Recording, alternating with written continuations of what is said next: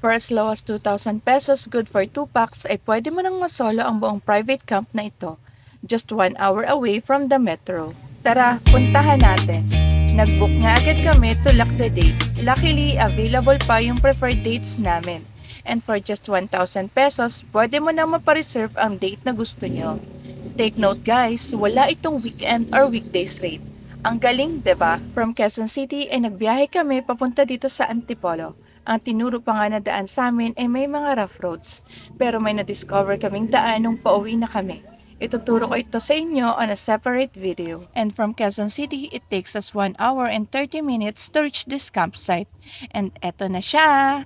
Sasalubong sa inyo ang caretakers and mababait po talaga sila. Locals po sila dito sa lugar. May malawak na parking that can accommodate 7 cars with a parking fee of 60 pesos each. So eto na nga, you're one lucky camper if mapanood mo ang video na to.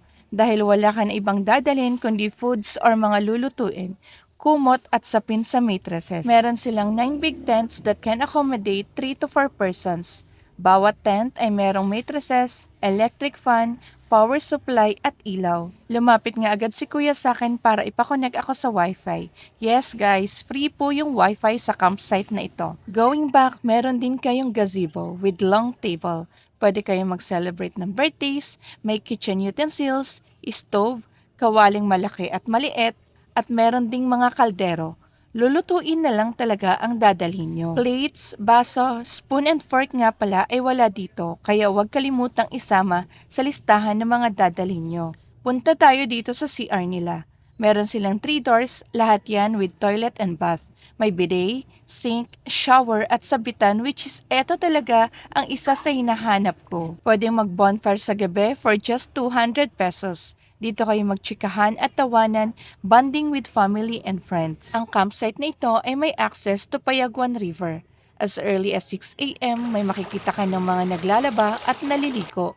This river is part of their daily lives kaya let's respect the water and leave no garbages. Malapit man sila sa ilog but don't worry dahil wala pong lamok. We slept comfortably and woke up sa tunog ng isang payapang probinsya. Ang buong campsite na ito can accommodate up to 27 packs for just 9,500. Ilalagay ko dito sa screen ang rates. So kung gusto nyo din ma-experience yung camping pero wala kayong camping gears, for just 1,000 pesos, pwede nyo na ma-reserve ang lugar na ito. And if you have more questions, just comment below. Dito, pwede ka dito humiga.